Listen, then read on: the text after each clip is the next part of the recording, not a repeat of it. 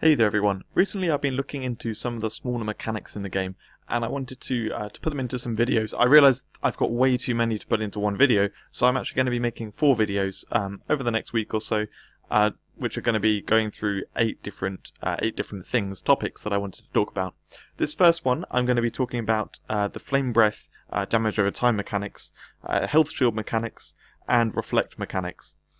So this is probably going to be a bit complicated, so I've got some notes which I've written out to kind of go through as well, to try and make this a little bit simpler, as well as I'm going to try and show it and keep it interesting. Some of these stuff, if you're looking at this at a later time, it may be irrelevant to the way it is later. There may be extra additions and that kind of stuff, but there are some different points to make here, which I know a lot of people will learn something if they watch this video. So I hope it interests you, and I hope you enjoy the video.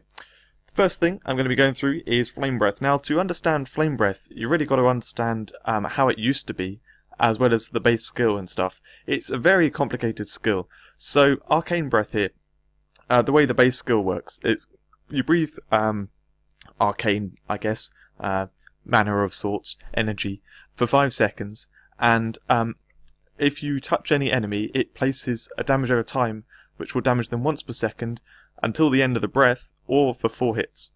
So the damage which you see it doing in the game, the 131%, this is when you got it at level 10, this will damage them 4 times. It says over 3 seconds. That usually means 4 hits, once per second, over 3 seconds. It does it the instant it gets it as well, so it's 4 hits. Or if you hit them later in the breath, it will only actually do, it will do fewer. You're also locked into the animation, which means this skill's not very good. It used to be brilliant for farming because you could just run through them, but you can't really do that so easily. Well, they're better farming skills now. Additionally, because of the animation lock, it means you can very easily die. So actually, what used to be good with to do with it was to use like some kind of protection bubble first, and then run in and use it. And actually, you just clip the enemies and then run away because they keep taking the damage. Now, originally this actually did 5 hits. They reduced it to 4. I don't know why, but anyway, that's how it is now. So I'll just show you here, if I breathe over them, you can see they start taking damage. If I run away, they keep taking damage. And you can see that was the 5th second where they weren't taking damage. Now, if I actually stand over them, strangely, the 5th second doesn't like add it on again, so they still, the maximum number of hits you can get is 4. If I hit them later in the breath, so if I start doing the breath now, and then I turn around and I hit them, you'll see they only get 2 hits on them. So the breath is very difficult to use. You have to like stay looking at them, and you can't use anything else while you're doing it. It's just not very usable at all. So you don't have to stay looking at them. You can run away. I've already said that. Anyway, so that's the base skill, and that's how it works. You know, getting the skill up can increase the damage a lot. But anyway, going into the skill runes, so this is when it gets a little bit more interesting. So I'm going to show frost breath first. Frost breath, it has just basically adds some water damage onto it and some slow. This works exactly like the base skill. I don't think there's anything here to say. Yeah, so exactly like the base skill. Same number of hits and everything. You can just tag them and then run away, and you can see they're slowed there. They'll take the 4 hits, the damage plus the water. So that's how that one works. Not much to say on that one. That's just basically adding some damage on. Then you've got Storm Breath. So Storm Breath, this again adds damage on its nature this time rather than water. And then they get stunned for 2.5 seconds. Now this is actually kind of worse, because what happens here is if they get stunned, they stop taking the damage. So you can see there, I tagged them. They should have taken 4 hits, but because they got stunned, they stopped taking the damage. If you stay looking at them, I think it will keep hitting them, and it sometimes bugs and you get like double stacks. But it's kind of weird. On these, it's hard to see. You can see it's just doing a few hits and it's stunning them, so it just stops hurting them. But on stun immune enemies, you will see a lot more hits. It will work as normal, just because they're not getting stunned. I worked out that's what it is that's messing it up. So that's Storm Breath. Then you come to Flame Breath. You can see in my notes here, this is when it gets a bit more complicated. So Flame Breath before the nerf, it was completely overpowered when it came out originally. The numbers on it were very different back then. The skill runes, this is it in my original video when I previewed it, and you can see here the numbers is 31% fire on the base damage there, the main source of damage, and now this is 124%. So it looks like a buff, and this is why I got really confused, but it's actually because the mechanics of it have changed. So bear in mind, what I'm going to be talking through now is not how it works anymore, so don't get confused, because I'm then going to be talking about how it works now. So firstly, it removes the base damage. This is the same as it is now, and it isn't actually very clear anymore because it always says this damage here, and in fact if you look at the skill down here it says it deals the base damage, however actually it doesn't. If you look at the skill rune itself, it just says breathes flames, dealing damage, which I'll get to. That's actually the next video. I'm going to talk about skill runes which remove base damage, because they're not clear anymore since they like change things. But anyways, it doesn't do any base damage, it just does the fire. Also, there's no animation knock. This is the main thing about it. It makes it viable. You can actually use it now because you don't have to like set up a load of protection before and stuff. And you can, yeah, still use other skills. It just basically is a DPS buff. So anyway, that's how it sort of generally works with for usage. However, the damage is where it gets really complicated. So originally, how it worked was it would place 2 damage over time effects on an enemy as soon as you touch them. The hitbox on it as well, I should say, it hits like a huge circle around you, so they can be behind you and they get hit. It just hits literally a circle around you. So as soon as you touch them, it would place 2 damage over time effects onto the enemy. One which just damages the enemy touched, and one which is an area of effect around the enemy that will hit any enemies that are nearby. Both of these last a few seconds. You can see the main one here, the high damage one, lasts a bit longer. And so that does 6 hits. This actually hits twice per second. That's something I found out when making this video, twice per second. And so that does 7 hits in total. Now, these kind of look fine figures. They were okay. The overpowered bit was that actually you could place another set of damage over time effects every 2 seconds. So if you stood next to the enemy, then on the first second of the breath, it would place the 2 damage over time effects. On the 3rd second, it would place another set, and on the 5th second, it would place another set.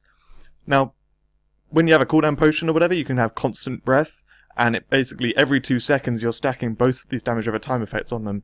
That's like a ton of elemental damage going on there. It just annihilated everyone. On top of the fact that if you touched an enemy, then it would place both these stacks of damage over time on them, and you could then just run away. So in PvP, what people were doing is they would use it. Like run past an enemy and then just teleport away, and the strong people could just kill off really weak people. They couldn't do a thing about it because they just had all this damage coming in after they got hit.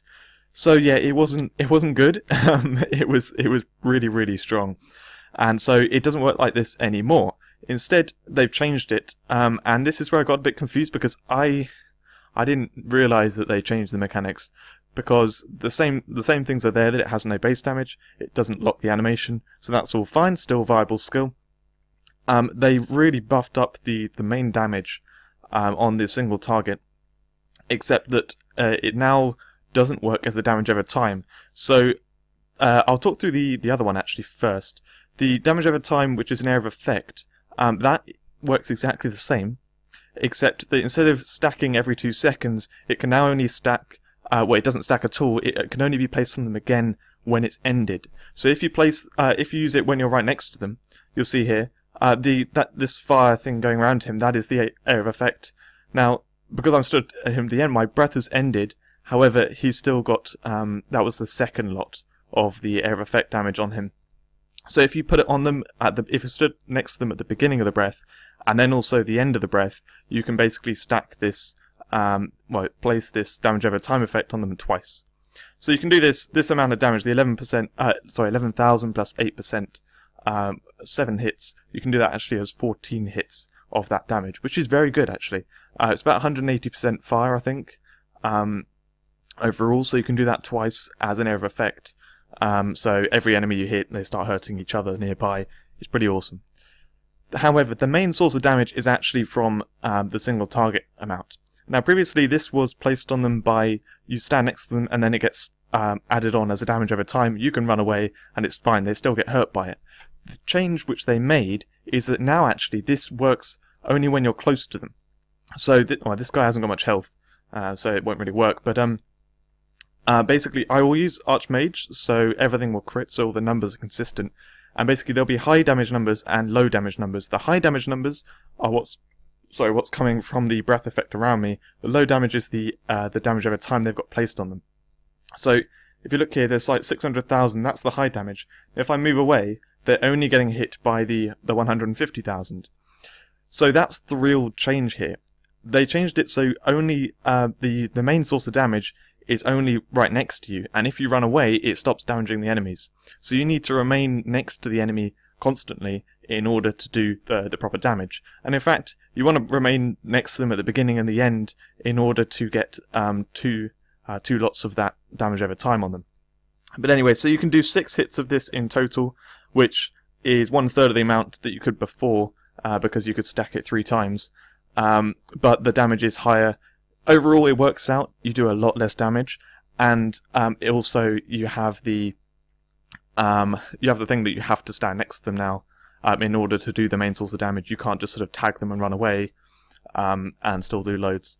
So yeah, that was really where the nerf happened, and I hope it's clear enough going through this. You know how exactly it works. It's got these 6 hits of this, which can, or up to 6 hits of this, which is if you stood next to the enemy. And then you've got up to 14 hits of the damage over time, which you will tag on them, and then tag on them again at the end. So yeah, that's the flame breath mechanics. I hope that's clear enough, and I will now move on to the health shield mechanics. Health shields are what I like to call when they put a shield on top of your health, which takes any incoming damage until it runs out of health itself. So there are various forms of this in the game. A few key ones on skills, which I'm going to show in a second. They're Protection Bubble and Holy Shield, and Protective Waves, the skill rune there. They're all health shields. Refract is not a health shield, even though it looks like a bubble kind of shield on yourself, which I'll just prove that a little bit later on. And then also some trinket effects give health shields. So I'll just show my trinket set effects guide here. This is the set effects on them. This is the first Fabled Ring, actually. It creates a shield worth 25% of your health, so I'd call this a 25% health shield. And then, if we just scroll down a little bit more, there's another one here, creates a shield worth 25% of your health. So yeah, that kind of thing. Now, health shields are a little bit more complicated than they may first seem. They seem, you'd think that they just, put that health on top of your health. So, let's say, well, right now I have 400,000 health. So let's say I put a 25% shield on, it would basically give me 100% extra health, 100,000 extra health, which then, once I've taken 100,000 damage, the shield is effectively gone. That's how you'd think they work. However, there's actually damage over time effects come into play, which are a little bit more interesting. So that's why, really, I'm showing this. But anyway, let's have a look at the shields to begin with. So, to begin with, we've got Protection Bubble. This, I've got level 99 right now, so it's a huge shield, giving, it's got 150% health, and it goes for 6 seconds.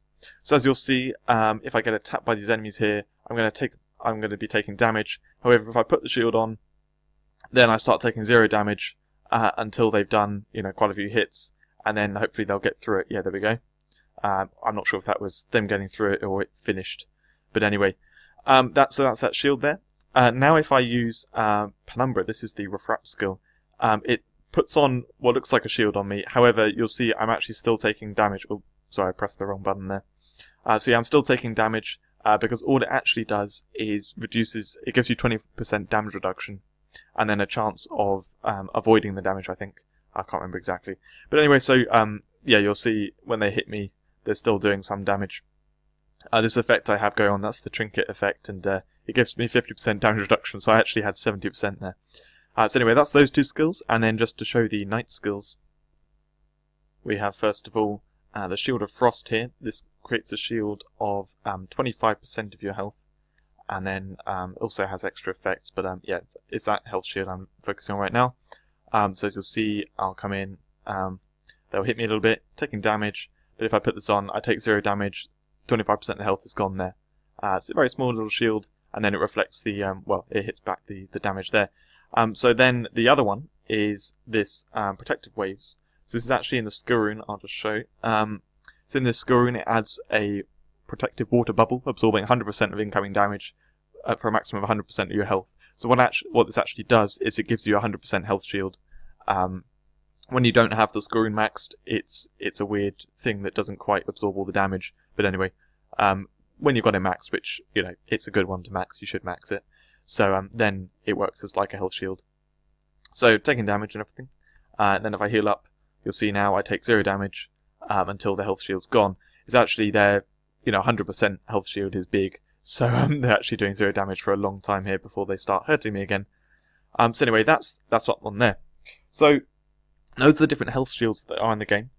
And they're fairly, you know, self-explanatory when you look at them like that. However, where it gets interesting is when you get to the damage over time. So damage over time actually bypasses the health shields. Damage over time effects, it's only the ones which are actually placed on your person. So I'll show a bit of PvP footage in a second, where I'll really, you know, show how it's working. But basically, if the damage over time is like an area on the ground that's dealing some damage, then it won't actually be, it won't bypass your shield. That's just basically you're getting hit, say once per second or whatever, and that's hitting your normal health. If the damage over time is placed on your character, then it will actually keep hitting you despite the fact that you've got a health shield on. So there are a few cases like this. One obvious one to look at first is Scorching Arrows from archers. So they're attacking you, and they've got the Scorching Arrows buff on. The Scorching Arrows itself, like the hits themselves, will get absorbed by your health shield. However, the damage over time which gets placed on you of the Scorching Arrows bypasses your health shield. Healing Shrine and Mad Squirrel. Sorry, ooh. Why did I say Healing Shrine? Healing Shrine doesn't bypass it. Sorry, that's a slight typo there. So Healing Shrine doesn't, because it places it on the ground. I haven't got the skills right here to show, but basically Healing Shrine will create an area on the ground, will do 10 hits or whatever, and actually, oh, okay, look, forget that. Ignore Healing Shrine for now, it's a little bit more complicated, but Mad Squirrel will bypass it, because it places the damage over time on the people that it hits. And Flame Breath, as we've just gone through it, I can say that the main damage does not bypass the health shields, because as I talked about, it's dealt from your character. Every hit, it kind of checks if they're next to you. So it's an area of effect damage over time rather than being placed on the enemies. However, the area of effect damage over time placed on the enemies, which again is area of effect, but it's actually from the target. It's a damage over time placed on them that they're also hurting around them. That does bypass the health shields. So I hope that's clear enough. Going through those different cases of what does bypass it and what doesn't. A great one which I love to use is Meteor Strike. So I'm actually going to show this video clip here. This was me doing PvP the other day, and it's got a couple of situations where someone's using Fiery Aura, and so they've got a health shield on, and you can really tell what's bypassing it and what isn't, because their health goes down when they're getting bypassed, as well as damage over time doesn't trigger their reflect, the countering from Fiery Aura. So anyway, I'll just get on with the clip. And there are a couple of strong guys in this match. Well, actually, they're all reasonably strong. But I pointed out that their armor is actually really low, which is why I quite easily kill them. I could see straight up. I was like, okay, this guy has higher power than me. However, my armor is like way more, so I take way less damage, and he's gonna die easily. So anyway, this guy up here, I use Meteor Strike on him immediately. Attack him. He's not really doing a lot. He uses Healing Shrine, which is a bit annoying. But anyway, I use Fiery Aura here because he's actually got Flame Armor on, and it's triggering from the Healing Shrine there as well. So if you look, there are loads and loads of fire damage numbers on him. He was just going to die. There's nothing he could do.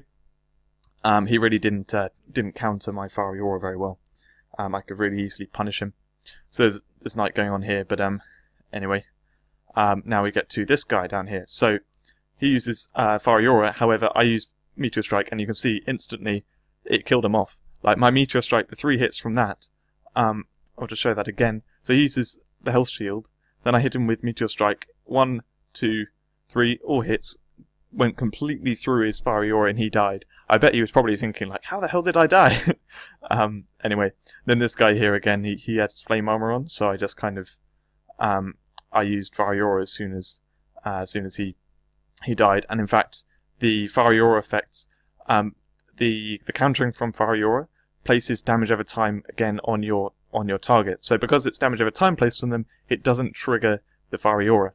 and that was actually a change they made to Fiery Aura, because what happened was if two wizards had it on, as soon as one hit the other one, they started triggering each other, and basically both wizards instantly died. So anyway, I didn't quite manage to get Mad Squirrel in there. I did try to, but this guy came down again, and again he used Fiery Aura, so I Meteor Strike through it. I missed my Mad Squirrel. I really should have moved a bit more forwards there, but I was trying to show that as well. So anyway, the match kind of, at this point, I think I killed this guy, and then I stopped recording soon after because I let them kill me. So anyway, that's showing it in PvP a bit, and where you can actually kind of, where this kind of knowledge helps you out. Because when you look at someone with a health shield and stuff, then you can just go, okay, I can't attack them with certain skills. However, I can use damage over time placed on them in order to kill them off, which can really help if they're on low health. You can very quickly get a kill like that, and otherwise, something like Scorching Arrows, for example, can still be used on someone who doesn't have much health. Whatever, you could just, say a wizard puts Fiery Aura on, they have like a small amount of health. You just go, okay, you know what? I can take a few hits. I'll do a few attacks, stack some damage over time on them, and then just run away. And hopefully, the Scorching Arrows damage will kill them off through that shield. Anyway, so that's everything I want to say about health shields. We're now on to the final topic of the video, which is reflect mechanics.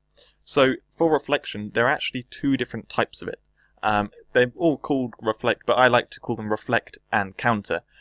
Reflect being actually dealing the damage which you take back at the enemy, and counter being when you get hit, it deals a certain amount of damage back in return. Each one either is one of the two, they don't do both, but I'm sure that's obvious. Anyway, so what's slightly confusing is the names of skills, because there's no way of naming them reflect and counter and stuff without it kind of contradicting itself, because refract actually reflects and reflect actually counters. But anyway, so the reflect skill here, I'm using it on Knight. So you can see here, I've made myself invincible, so the enemies are all just doing 1 damage.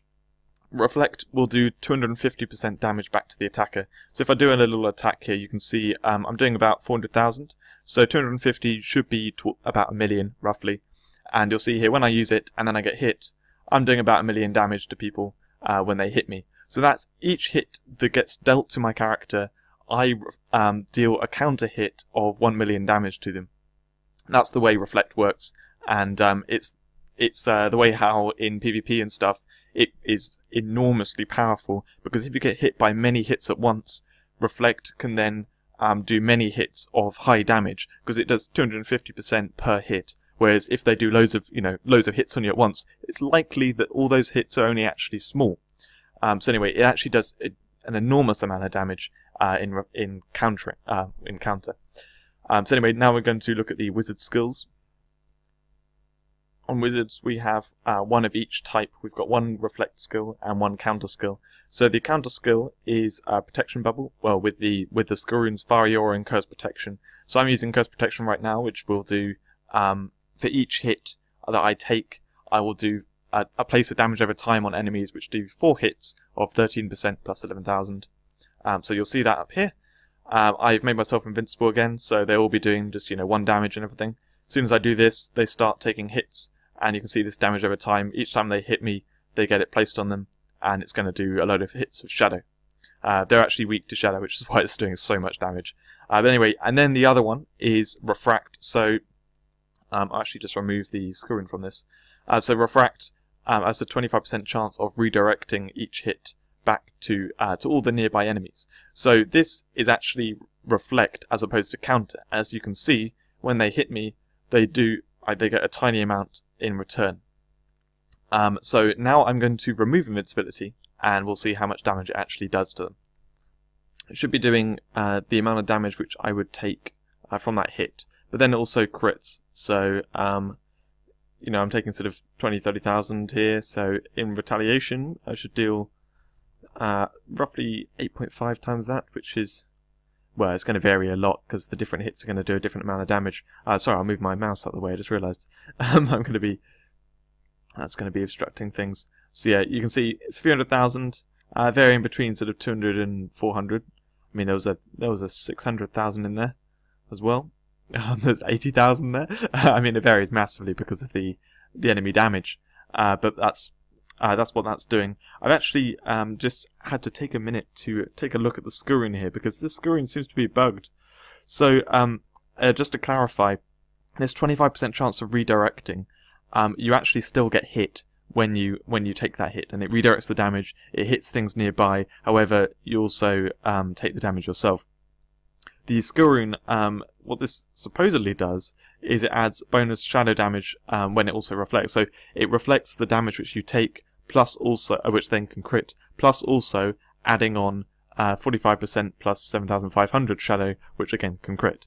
So it's meant to be adding on a bit of damage. However, what this seems to do is reduce the damage which you reflect. So you actually reflect 45% of what you take, as opposed to 100% of what you take, which is a bit annoying. So I'm going to point that out to them. But anyway, that's all the different types of reflection, and I hope you get what I'm saying about the difference between counter and reflect. The only thing to mention on top of this is that so there are a few enemies. There are a few enemies which do reflect. They put this little symbol over their head. It's like a shield with some spikes coming out of it. They've added that to all the enemies when they do this reflect skill, and often there's a little speech bubble which comes out saying reflecting it or whatever. And and then also when you attack them, I think it puts a speech bubble out of you saying, I should probably not attack this, or something like that.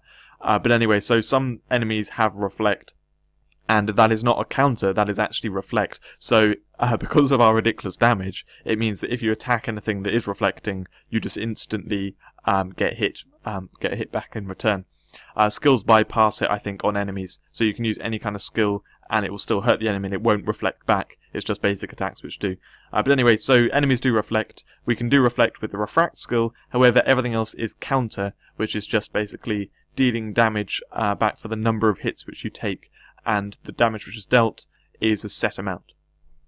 So that's everything to do with reflect mechanics. And that rounds off this video. I've gone through all the three different topics which I wanted to do in this video. I hope you found it interesting, and I hope you're interested enough to have a look at the other videos which I'm going to be looking at different things. So this one was some kind of, well, you saw what it was. It was little mechanics here. Then I've got sort of some stuff to do with skill runes, shift cancelling, and some PvP stuff as well. So I hope you found this interesting, and I will see you in the next one.